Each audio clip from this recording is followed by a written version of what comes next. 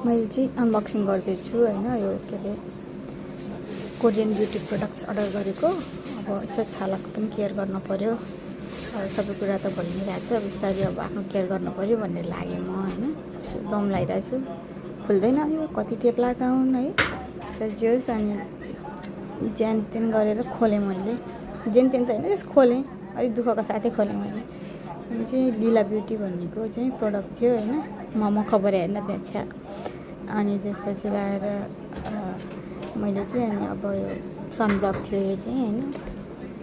महँगो हो खासमा, म किन्दिनँ थिएँ नि त। यो चाहिँ स्नेलको थुक कि स्नेल म्युजिन कि मुकिन के भन्छ है त्यो। अनि त्यसपछि लाएर यो चाहिँ टोनर होइन, सुदिङ टोनर अरे त्यो यो चाहिँ फेरि अनि क्लिन्जर थियो कि डिप पोर थियो, जे चाहिँ म सित्तैमा भएको कतिवटा सामान किने चाहिँ फ्रीमा आउने।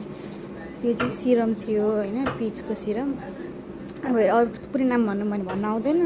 त्यो पनि पिचको के क्रिम थियो होइन, यसो अब मोइस्चराइजिङ क्रिम। अनि यो चाहिँ फेरि त्यही हो फोम होइन, क्लिन्जिङ फोम। अनि डिसवास टोनर के गर्ने कसरी लाउने चाहिँ अब मैले गुगलै गर्नुपर्छ।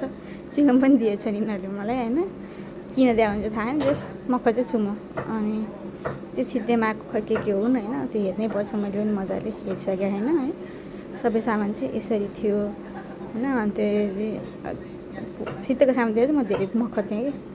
छाला मेरो पुरै टाटे पाङ्दै भएको कि यहाँ त्यो ड्राई डु भएर। अनि सनमा हिँड्न नहुने भइसकेको थियो। अनि त्यो यो सब किन्न जरुरी भएको थियो। 30 वर्ष भयो नि त म। अनि यसो यस्तो ड्राई ब्याचेसहरू चाहिँ यसो केयर गरौँ भनेर